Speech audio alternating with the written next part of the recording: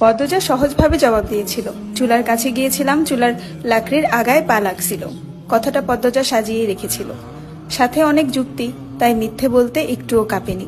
পুরো ঘটনাটা পদ্মজার বুকে তাজা হয়ে আছে। এই 6 বছরে লুকিয়ে কতবার কেঁদেছে সে। সব সময় চুপ করে কোথাও বসে থেকেছে।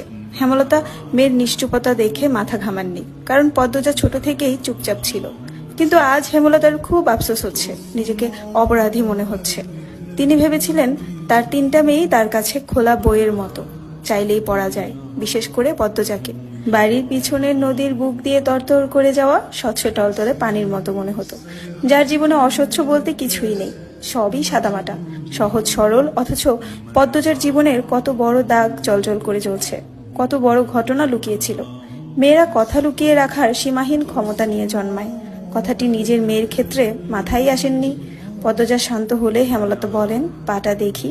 পদ্মজা পা বিছানায় তুলল। হেমলতা পদ্মজার পা কোলে নিয়ে পোড়া দাগটা দেখেন মনোযোগ দিয়ে। রক্ত টকবক করে উঠে, রন্ধ্রে রন্ধ্রে হিংস্রতা যেন লুটিপুটি খাচ্ছে। এই পোড়া দাগ হানিফের রক্ত দিয়ে মুছবো। কথাটি কত সহজ করে বলেছেন হেমলতা, তবুও পদ্মজা কেঁপে উঠল। কি যেন ছিল কথাটিতে। শরীরের পশম দাঁড়িয়ে পড়ে। হেমলতা বারান্দার রুম ছেড়ে বড় ঘরে ঢুকেন। মিনিট কয়েক পর রামদা ছুরি হাতে নিয়ে উঠোনে যান। উঠোনের এক পাশে